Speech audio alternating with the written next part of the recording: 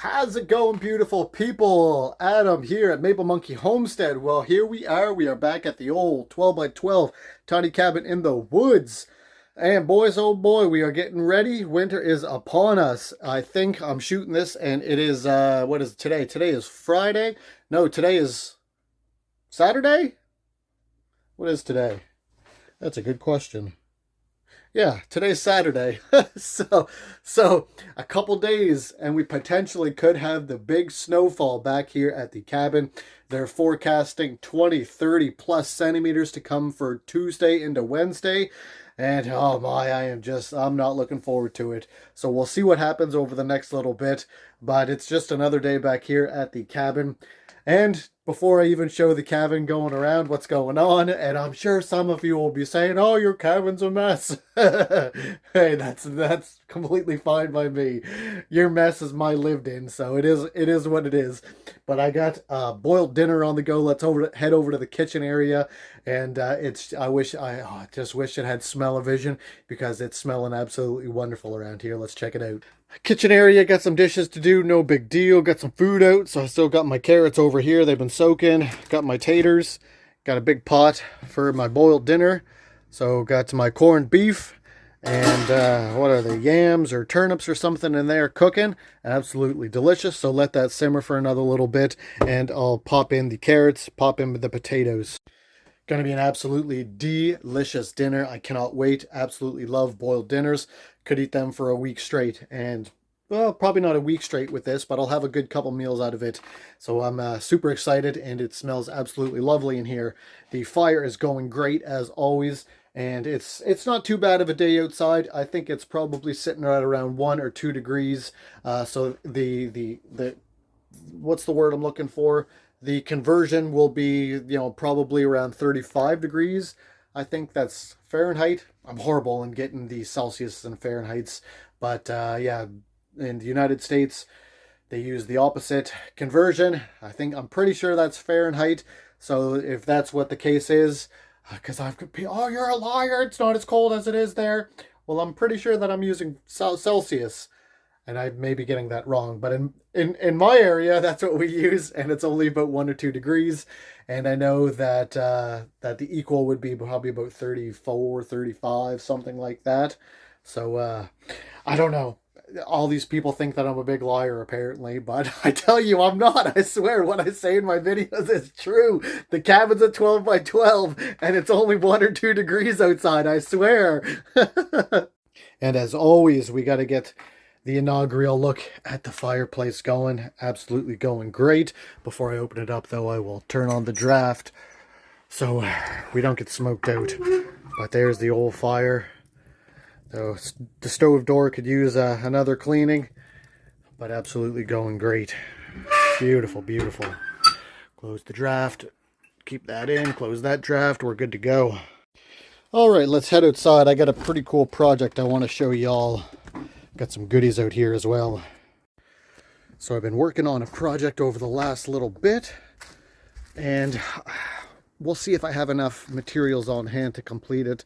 I don't think so, but I'm super happy with the progress made so far. And what it is, it will be able to double as two things and not just one. So here's the progress on what it is. It's an 8x6 storage shed, tiny cabin. I've been trying to use salvage materials from what I have from different builds, from things like I tore down a barn a little bit ago, so the wood is barn wood that I have used and reclaimed for that. But yeah, anyway, here, check it out. So here's what we have so far. All these were just been used from previous builds that have just been sitting around. Same with the wood, 2x6s have been just kind of sitting around, not getting any use from previous builds. So I decided that I'd frame out the floor, get everything all leveled. And then this is the barnwood that I've been trying to get down for the floor. Don't know if I have enough to get it all boarded in. That'll be coming up in another video, but not too shabby. So we have 8 feet long, 6 feet wide. the floor build, getting everything all ready for the floor and all the framing for the joists and all that will be coming up in another video. I was hoping that I'd be having enough boards to get the floor boarded in and some walls started, but I got to go through the material that I have. Getting that all boarded in will be coming up in another video coming up as well. It's going to be good because inside there's going to be a bed, stove you get for your camp, hot tent kind of thing in there, and a little table, and it'll be a good little storage shed as well. And I got to go around and see what wood that I have, and fingers crossed that I have enough spare wood that I can get the floors boarded in. Once the floors are boarded in, I can start with the wall and get everything on of that nature. Alrighty. Cabin is nice and warm. Oh man, that boiled dinner, it smells some good in there. Some good. Boys, oh boys. Other than that, not too much new around the cabin. Same old happening. Today being Saturday, I'll be doing a live stream. It was going to be earlier this morning at about 10, maybe 11 or 12, but had a little bit on the go and didn't want to interfere with that. So it'll be at 4 p.m. today, and I know this is going to be posted after the fact, so hopefully that, I'll hopefully see you around there. But I know that I had some questions from previous videos. One of them was about, what are the necessities that you need in, starting this kind of life and building a cabin, building whatever tiny house and going off grid. If you need running water, honestly, it varies for each individual. I don't need very much myself to be happy and to be content. Obviously, it makes life easier and more enjoyable having these things. But for instance, before I finished, well, not that the cabin's finished, but before I even started building the cabin, I was living in my car, saving up money, and then the winter came, and previous videos, I was back and I built a tiny little, what I call the hobo hut, in about 5 to 7 days. And I stayed in that for the winter while I was still building the cabin, while I was still putting up the framework and everything. And I didn't have anything in there. There was just a tiny little clay wood stove that I built out of clay and brick that were on the property that I got for free. Worked absolutely awesome. And then I had a military style winter sleeping bag that I used as well. And I still don't have running water, still don't have a septic system, and no electricity. So it all depends on what you really want in your build. And if you decide that you're going to go without things, how long would you be capable, and how long do you want to go without these things? So if you decide that you're going to move forward with your build and going tiny, and you say, okay, well, I'm not going to have water.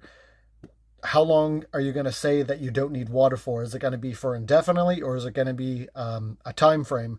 I find putting a time frame on things and working towards that goal helps in just keeping you sane. I don't have any time frames with anything because, like I say, I'm pretty flexible with my goings-ons, needing water and everything. When I go to the gym, I just shower at the gym, and that works out absolutely great. And so it just depends on the individual, your needs, and putting a time frame on those goals itself. I had somebody ask about tax sales, and every county usually has tax sales. It's an unfortunate kind of goings-ons. Maybe somebody had passed away and the yearly property tax wasn't paid for 4 or 5 years on the property, and then it just goes into foreclosure, and the county has it. They usually build those up over maybe a year or a couple years, and usually is what I've seen is the county has a yearly tax sale, and you can go and into these tax sales, get a bidder's icon and bid on these properties. The only thing is you got to be careful on making sure that the properties don't have any liens or judgments or bursaries on them. That falls in your doings after you buy them. That sometimes they won't let you switch over the property title until you pay the lien, until you pay the judgment, and sometimes it could be tens of thousands of dollars. So just be cognizant if you're doing tax sales that could be the case. It's kind of a double-edged sword, because if it isn't somebody that passed away, it kind of is somebody that has maybe fallen on hard times and couldn't pay their taxes, and the government comes in and takes their property. And I don't think that should be allowed, but where we're at in society and with the government and all that, we really don't own anything, unfortunately. Even if we have our properties paid off and we don't have any mortgages, if we don't pay the taxes, well, the government can come in and say, yoink, it's now mine, which is totally unfair, totally unjust, and I don't agree with it. But it is a way that you can get some cheaper land through that means and through that system. So yeah, if that's you would just have to go into the different counties that you're looking at. Usually they have some online auction or in-person auction, and just go from there and see what you can find. As you can see, I mean, it's not a sunny day, but it's not too bad at all either. Cold outside, but it's not too bad. No snow down yet, but this might be changing by the time that you see the next video. We'll have to see. But that wood stove, it is just absolutely cranking. We are at, what are we at here? We're at about 300 degrees. So the open door policy is in effect. So open door policy in effect. And I got to cool this place down. So that wood stove, oh boys, she is just cranking. Because as you see, I'm just in a t-shirt here. And it is, my face is a little flushed because that wood stove. Plus I got the propane burner on with the boiled dinner. That's the words I'm trying to choose here, with the boiled dinner on. So between the wood stove going and the boiled dinner being boiled and simmering, she's warm in here, boys. Got a little buddy over here. Let's see if he's still there. Got a fat little squirrel. Let's see if we can sneak up on him. How you doing? Hi there. What are you saying? Hey? Hey, buddy? It's hanging out on the branch.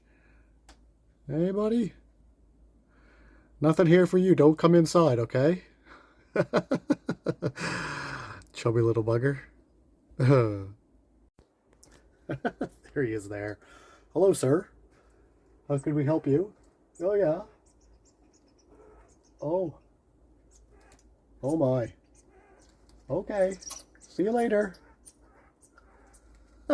Somewhere up the tree there. Buddy, it's okay. You're good. You're good.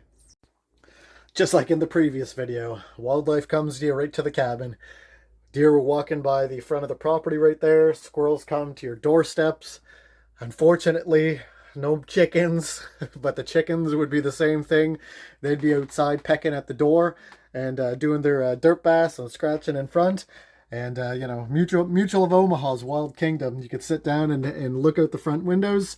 And some days it's better than TV, I'll tell you what. Alrighty, just had a live stream. So happy that y'all could pop by. And if you did, it was great having that conversation to you. Looks like the turnips are all good to go. So I will take these out, set those aside. I got my carrots, my potatoes, and good thing I thought of it is my cabbage. Almost forgot about that as well. So I will add those in once I take my my turnips out. Let that boil for about another hour, and we're good to go. So I gotta laugh. If you checked out the live stream already, then if you were on there, I'm sure you gotta laugh at it. So that squirrel that was up under that tree, he was hanging out for a reason. And during the live stream, I found out what that reason was. Is I heard a rustling outside the door. And I'm like, what the frig is that? Is that squirrel? So I have some lettuce out. There's my lettuce outside right there. Lo and behold, I see the squirrel on top of the lettuce. I'm like, get out of here, you bugger. That's not your lettuce. And then I'm sitting down here in the live stream. And then I see the squirrel go up the outside of the door frame there. I'm like, that friggin' bugger. He is some lucky that I don't get my pellet gun and make a squirrel jambalaya like I did last spring, because it's absolutely delicious. So I said, you know, squirrel, you're some lucky. I'm just going to leave you, but if you keep coming back, I'm going to have to get a couple of you and your buddies and make another squirrel jambalaya. So I was cracking up during the live stream that that was the case. Literally see him in the view of the live stream walking up the outside of the door frame. I'm like, oh, you bugger. You stay away from that lettuce. It's not yours. All right, check it. Oh, doesn't that look absolutely delicious? Corned beef boiled dinner, cabbage, potatoes, carrots, and turnips. Oh, going to be so good. Oh, thank you, Lord, for this meal. Going to be sitting in front of the wood stove, and then got a little movie on the go. Absolutely going to be delicious. Look at that goodness.